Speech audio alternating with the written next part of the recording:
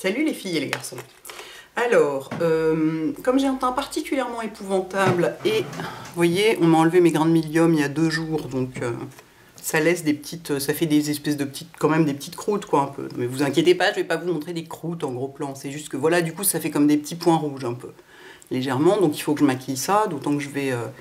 Là, je m'apprête à aller passer l'après-midi avec la lectrice qui a gagné le concours à Vennes, avec elle et Joël. Donc, il faut quand même pas que je fasse trop peur, quoi. Cette pauvre petite Léa Lala, si elle me voit arriver comme ça, enfin, je dis petite, ça se trouve, elle est plus âgée que moi, j'en sais rien. Bref. Et donc, ce cerne gauche ne s'arrange pas du tout.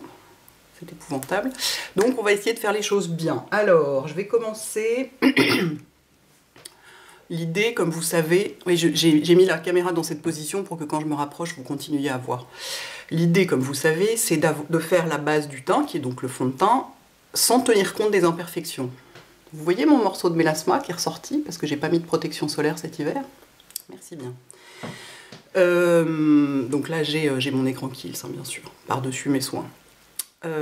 L'idée, c'est d'avoir une base, d'unifier légèrement, si on a, parce que ailleurs il y a des endroits où j'ai pas besoin d'une couvrance folle, par exemple sur le front et tout, donc de mettre un fond de teint assez léger, et ensuite de corriger ce qui doit l'être plus.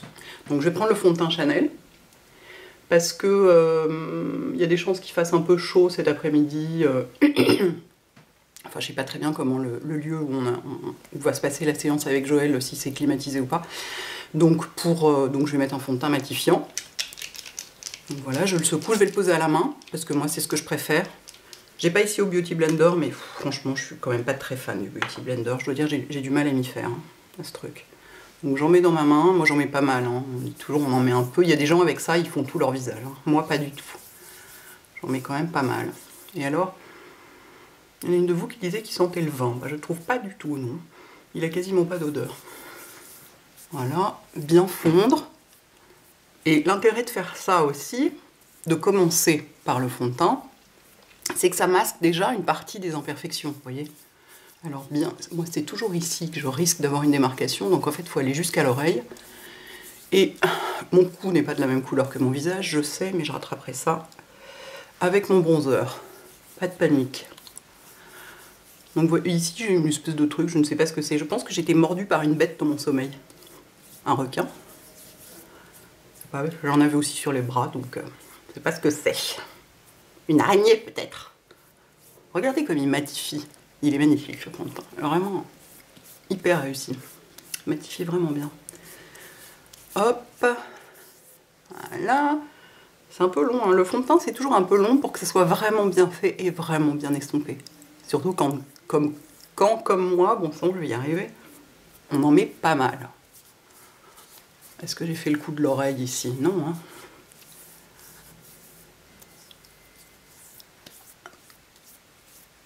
Hop.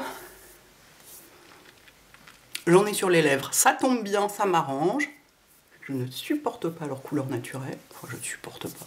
Je peux sortir sans rouge à lèvres, hein, vous inquiétez pas. Mais vraiment, j'aime pas, quoi. Et le front. Alors là, par contre, pour le front, j'en ai peut-être un petit peu beaucoup. On va voir. On va voir ça. On va enlever sur le dos de ma main. Et alors là, il faut bien faire gaffe à la racine des cheveux, parce que si on voit la démarcation, donc il faut estomper avant la racine des cheveux, en fait. Il ne faut pas estomper dans les cheveux, sinon ça va être absolument dégueulasse, il y aura des miettes et tout, ça va être vraiment répugnant. Il faut estomper juste avant. Vous voyez? C'est bien, on voit très bien quand je fais le front, c'est la seule partie du visage qu'on voit vraiment bien. Je pourrais ne me maquiller que le front en vidéo. Donc déjà, là, c'est moins pire.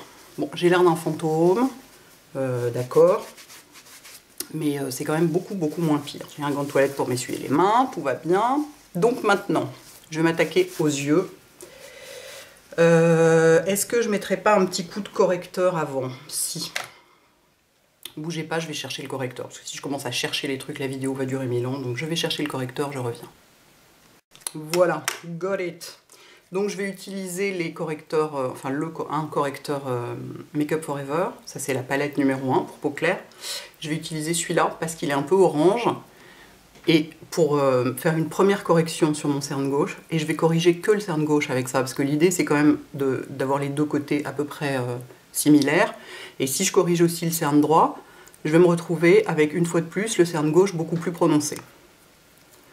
Donc, et la texture est vachement bien parce que c'est pas cakey sur la peau, parce que je vais mettre de l'anti-cerne par-dessus. Donc, et vous voyez, là, j'ai presque les deux cernes de la même couleur, donc c'est vachement bien. Les jours où je veux être vraiment bien nickel, c'est ce que je fais quand je prends mon temps. Le reste du temps, je mets directement de l'anti-cerne dessus, et donc mes deux cernes ne sont pas de la même couleur, mais bon. Ensuite, je prends mon anti-cerne Shiseido, bien aimé, le perfecteur de teint soyeux, que j'adore. Je suis en train d'arriver vers la fin du tube, hein. Quand même arriver à vider un tube de concealer de ce genre, où il n'y a pas besoin de plus que ça, chaque matin, et ben moi je vous le dis, c'est balèze, hein. Moi, je mets que ça depuis des mois, quoi. Et donc moi je le mets au doigt, hop, je fais comme ça. Bien dans le coin interne surtout. Ensuite je fais ça, ce qui n'est absolument pas orthodoxe, hein. Vous allez me dire, ah mon Dieu, mais tu tires sur la peau de ton œil, ça va te faire des rides. Pff, écoutez, je suis pas persuadée, hein. À moins de tirer violemment dessus comme une brute, non. Et j'en mets aussi au-dessus, parce que, voilà, regardez la différence des deux paupières, quoi. Ça vaut vraiment le coup d'en mettre au-dessus, souvent, enfin dans mon cas, comme j'ai la paupière plus foncée, et puis des tas de petites veines. Voilà, et de l'autre côté, là, il faut bien le tapoter pour pas déplacer le correcteur qui est dessous. Donc au-dessus, je peux tirer. En bas, non. Hop. Je vous le fais en live, hein. Je sais que ça prend du temps, mais que vous vous rendiez bien compte, quoi. Voilà, donc on a déjà une base moins dégueulasse. Ok, c'est toujours asymétrique, mais de toute façon, ça ne deviendra pas symétrique dans la mesure où mes cernes ne sont pas symétriques. De toute façon, le visage n'est pas symétrique. Le mien moins qu'un autre, mais enfin, sur le reste, ça va, mais les cernes, ça craint. Ensuite, je poudre le tour des yeux avec ma poudre NARS libre et le setting brush de Real Techniques, qui est parfait pour cet usage, vu qu'il fait exactement la même taille que le contour des yeux, si on peut dire. Donc j'en prends très peu. Et je poudre. Je sais pas encore ce que je vais faire comme maquillage des yeux, si même je vais en faire un, peut-être même pas. Je poudre aussi ici, je sais pas pourquoi, c'est un endroit qui est sombre et j'aime bien le poudrer avec une poudre assez claire. Je sais pas encore ce que je ferai comme maquillage des yeux, mais que j'en fasse un ou que j'en fasse pas, ça servira de base et ce sera bien. Et ce que je fais, je vais mettre aussi une petite couche de poudre sur les imperfections que je vais cacher ensuite. Parce que si on met de la crème sur de la crème, par couche, ça va pas tenir. Il faut une couche de poudre entre deux. Et il faut une couche parce que je vais utiliser le... Oh mon Dieu, la dame a pris un anti-migraineux ce matin, du coup elle est un peu dans les choux. Je vais utiliser le full cover, parce que c'est quand même ce qu'il y a de mieux pour ça. De Make Up For Ever, moi ma couleur c'est 6. Est-ce que je la mets dans le bon sens? Ouais, parce qu'il y a un petit trait dessous pour montrer. Bon bref, on ne voit pas, mais si c'est bon. Celle qui va le mieux à mon teint c'est 6, sachant que moi je porte pas ça sous les yeux. Il y a des gens qui le font, mais c'est très desséchant, comme c'est un truc longue tenue, hein, vous pouvez vous baigner avec, voilà, c'est waterproof et longue tenue. Voilà, mon cerne gauche est malgré tout plus visible, je pourrais mettre plus d'anti-cerne pour le cacher plus, mais ça fait plâtrer, quoi. Et au bout d'un moment, il vaut mieux avoir une ombre sous l'œil que d'avoir un plâtras de maquillage qui saute aux yeux et qui fait beaucoup plus moche, quoi. Donc je laisse comme ça. C'est pas complètement satisfaisant, mais je laisse comme ça. Alors, le full cover, j'en mets sur le dos de ma main. Un petit peu, hein, même ça, je suis pas du tout sûre de tout utiliser. Et je prends un petit pinceau. Peu importe lequel, il va m'en falloir un tout petit, là. Vraiment un petit pinceau, genre un pinceau liner, quoi, limite. Tiens, je vais prendre ce petit pinceau-là. C'est un pinceau liner Bobbi Brown. Vous voyez, il a une pointe très fine. Et du coup, ça va être parfait pour ça. Parce que si je le fais au doigt, vu la taille des imperfections, si je le fais au doigt, je vais descendre un peu la caméra pour que vous voyez encore mieux.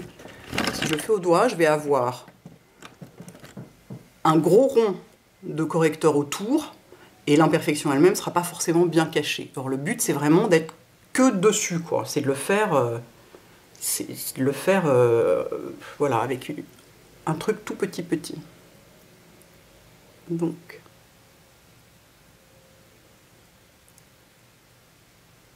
si j'allais juste à la boulangerie ou je sais pas quoi, bon déjà je me maquillerais pas, Et surtout, j'en ferai pas autant. Hein. Là, c'est parce que voilà, il y a cette après-midi importante et tout et tout.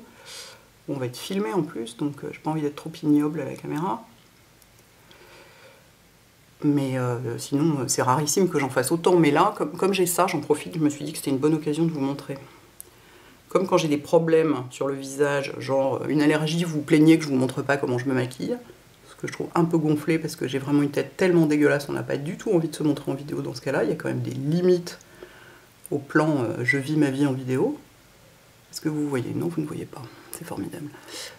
Enfin, vous voyez l'idée. L'idée, c'est d'être uniquement sur le petit point rouge. Et pas ailleurs, du tout. Pas autour. Parce que si on accumule les couches autour, ça va se voir, ça va être moche. Déjà que là, ça va se voir un peu, mais rien d'épouvantable. Et après, vous pouvez tapoter soit au doigt, comme ça, pour uniformiser un peu le truc, sachant que quand vous tapotez au doigt, vous en enlevez dessus, forcément. Donc, voilà. Et donc, je vais refaire une couche, mais avant de remettre une couche, parce que, vous voyez, on continue à les voir un peu, je vais poudrer entre deux.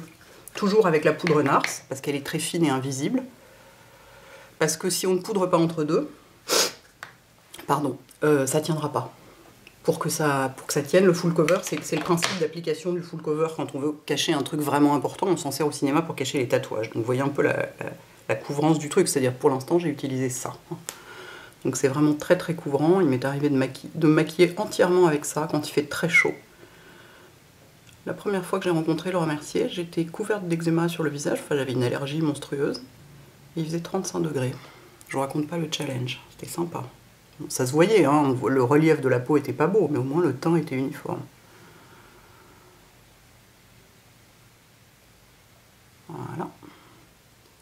Donc c'est exactement ce que disait, enfin voilà, j'applique la technique de Lisa Eldridge, hein, c'est voilà, un fond léger, et par-dessus, une correction plus lourde, entre guillemets, là où il faut, quoi. Voilà. Est-ce que j'ai tout eu ici? Ça, c'était le plus costaud. Celui qui a fait le plus mal, d'ailleurs. Ça fait un peu mal, hein, quand même.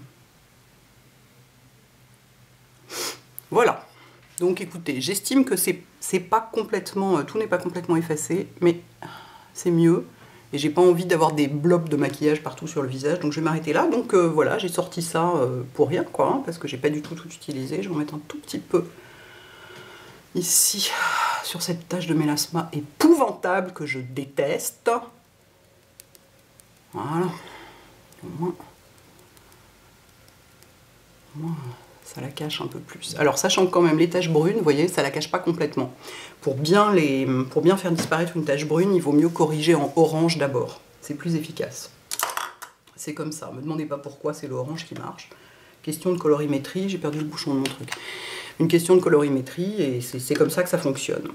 Alors, ensuite, on va poudrer tout ça, pour que ça tienne. En dépit du fait que le Chanel est bien matifiant, donc c'est un fond de teint pour peau grasse, donc grasse ou mixte, donc il va bien tenir. Moi, pour être tranquille, je ne prends pas de risque, je poudre quand même.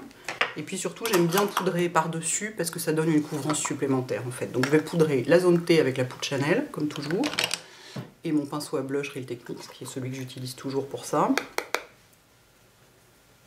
En tapotant pour pas déplacer ce qu'il y a dessous. Je suis pas sûre que ça se déplace vraiment, mais dans le doute, hop. Excusez-moi, j'aurais dû me moucher avant. Voilà. La zone T. Ensuite, les joues avec ma poudre MAC. Ouais, je sais bien, bah, vous voyez, c'est la technique des 3 poudres. Et alors la poudre MAC, je vais prendre la... Dans la poudre Chanel, c'est ma couleur d'hiver. Dans la poudre MAC, je vais prendre ma couleur d'été, qui est Light Plus, qui malheureusement n'existe plus. Je crois qu'ils sont passés. Quoique si, c'est Light tout court qui n'existe plus. Light tout court, c'est ma couleur d'hiver. Et Light Plus, c'est ma couleur d'été. Mais il y en a une des deux qui n'existe plus. Ils font n'importe quoi avec ces poudres chez MAC, c'est la Mineralize Skin Finish naturelle. Bon, bref, je vous mettrai les liens et on verra ce qui existe encore. Et ça, je mets ça sur les joues parce que D'abord parce qu'elle n'est pas complètement mate, et je trouve ça plus joli, et ensuite parce qu'elle est très couvrante, et donc ça me fait une couvrance supplémentaire sur les joues qui sont pas assez couvertes à mon goût. Voilà, je fais une petite transition dans le cou pour pouvoir ensuite mettre le bronzer. Et donc là, mon teint est complètement plat, hyper moche, et j'ai l'air d'un fantôme. C'est normal, c'est pas du tout fini. Je vais mettre du bronzer, lequel je vais mettre aujourd'hui. Je pense que je vais mettre celui de... C'est pareil, il faut que je cherche. Quittez pas, je reviens. Voilà, j'ai trouvé. Parce que j'utilise les bronzers différemment selon mon humeur, ce que je vais porter, machin, d'autres, ce que j'ai d'autre sur le teint. Là, je vais mettre celui de Bare Minerals parce qu'il est, vous voyez, il est un peu brillant, un peu légèrement irisé, mais pas trop. Il n'est pas scintillant. Parce que celui de Dior, je l'adore, mais j'ai peur que sous les spots, ils sont un peu trop scintillants. Celui-ci est assez adapté à un usage léger, mais quand même glowy, quoi. Et donc je le prends avec un gros pinceau Duofil, qui celui-là n'est pas un MAC, parce que je vais vous montrer la différence. Les MAC sont beaucoup plus serrés, en quelque sorte. Vous voyez? Ça, je pense que c'est un Coastal Scents que j'ai depuis des lustres. Et pour le bronzer, je trouve que c'est encore mieux qu'il soit le plus large et le plus diffus possible. Vous voyez, ça va vraiment diffuser, ça en met très peu. On ne peut pas se faire des traces ou se louper, quoi. Voilà, donc j'en mets aux endroits où le soleil tape naturellement. Vous voyez, tout de suite, il y a un petit glow sur le front, c'est super joli. Évidemment, pas de contouring, hein. Je vais jamais de contouring, quelle horreur. Enfin, c'est-à-dire qu'en photo ou en vidéo, ça peut être joli, mais alors dans la vraie vie, bonjour, quoi. Voilà. Il m'arrive d'en mettre un peu autour de la bouche parce que je la trouve curieusement un peu... En réalité, j'en mets presque partout, quoi, en fait. J'en mets même avec le côté du pinceau, j'en mets même un petit peu ici. Si jamais je veux pas me maquiller les yeux, ça fera un petit peu de vie à cet endroit-là. Et surtout, j'en mets dans le cou, parce qu'il n'est pas du tout de la même couleur que mon visage, ni que mon corps d'ailleurs, vu que le cou, c'est à peu près la zone, sans doute avec les fesses, la plus blanche du corps. Donc j'en mets là, n'oubliez pas les oreilles.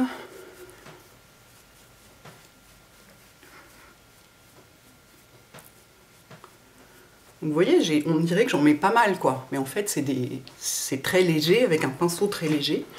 Et du coup, voilà. Là, mon visage a l'air vivant. Enfin, j'espère que ça se voit à la caméra. Dans l'écran de contrôle, ça n'a pas tellement l'air. Mais j'ai remarqué que souvent, l'écran de contrôle est beaucoup moins sympa que la caméra elle-même. Donc voilà, j'ai l'air vivante. Je vais même en rajouter un petit peu là. Non, mais quand on met les doigts dans le bronzer, on est foutu, quoi. On peut plus jamais s'en passer. Quand je pense que j'en ai pas porté pendant 20 ans. Tout simplement parce que quand j'étais jeune et bête, j'en mettais tellement que j'avais l'air d'une carotte géante. Donc j'ai arrêté le jour où ma soeur m'a dit que j'avais l'air d'une carotte géante. J'en avais plus jamais porté. Et puis maintenant que je redécouvre, c'est quand même bien sympa. Alors, mes petites imperfections du fait que j'ai mis de la couleur un peu partout sont un petit peu ressorties, mais elles n'ont pas ce côté rouge un peu enflammé qu'elles avaient au départ. C'est déjà ça. Ça se voit un peu, c'est pas grave, hein. Je ne concours pas pour le concours Photoshop ou je sais pas quoi. Je vais mettre mon cher blush bien aimé, Make Up For Ever 225. Voilà, avec le pinceau qui va avec. Enfin, il n'est pas du tout vendu avec, hein. C'est le Stippling Brush de Real Techniques. Pour moi, c'est vraiment, pour un blush crème, c'est ce qu'il y a de mieux. Donc je fais un peu comme ça dedans et ensuite tac tac tac tac tac tac tac tac. Et alors là, c'est vachement important de surtout pas, quand on a corrigé des imperfections, faut surtout pas étirer, parce que sinon, on va entraîner tous les produits qui sont dessous, et ça va mettre à découvert les imperfections. Donc il faut vraiment tapoter pour ne surtout pas déplacer les produits qui sont dessous. Très important. Et si vous avez des imperfections un peu rouges, partez sur un blush un peu plus corail ou un truc comme ça pour pas que ça les fasse ressortir, quoi. Pas que ça rappelle la couleur des imperfections. Moi j'en mets toujours sur l'arête du nez, je ne peux pas m'en empêcher, je trouve que ça fait plus naturel. Parce que mon blush, je le pose vraiment comme ça, comme le bronzer en fait. Alors là déjà ça va tout de suite quand même vachement mieux, hein. C'est le pouvoir du blush, la magie du blush. Je suis désolée, j'ai l'air très bizarre, mais je suis complètement attaquée par le médicament que j'ai pris. Donc j'essaye d'être efficace sans que ça dure 48 000 ans comme d'habitude. Voilà, donc là, ça va quand même vachement mieux. Vous êtes d'accord? Qu'est-ce qui reste d'autre? Il va falloir que je m'occupe de mes sourcils, mais ça c'est pas le temps, donc non, pour le temps c'est fini. Je mettrai quand même du maquillage pour faire du rouge à lèvres pour faire le avant-après, parce que ce sera quand même plus sympa. Mais là, vous avez vu, voilà, ça prend un peu de temps, mais Voilà, mon teint est joli, c'est frais, c'est vivant, il y a du relief, c'est voilà, c'est ce qu'on peut faire quand on a des petites imperfections et qu'on a un peu de temps, parce qu'évidemment si on en a beaucoup sur tout le visage c'est plus long, mais ça peut vraiment valoir le coup pour se sentir voilà, confiante et pas avoir l'impression qu'on va faire peur aux gens. Voilà, bah écoutez, j'espère que ça vous aide, les filles et les garçons, parce que tout ça vaut aussi pour les garçons, bon peut-être pas la partie blush, mais tout le reste est tout à fait valable. Et voilà, à bientôt.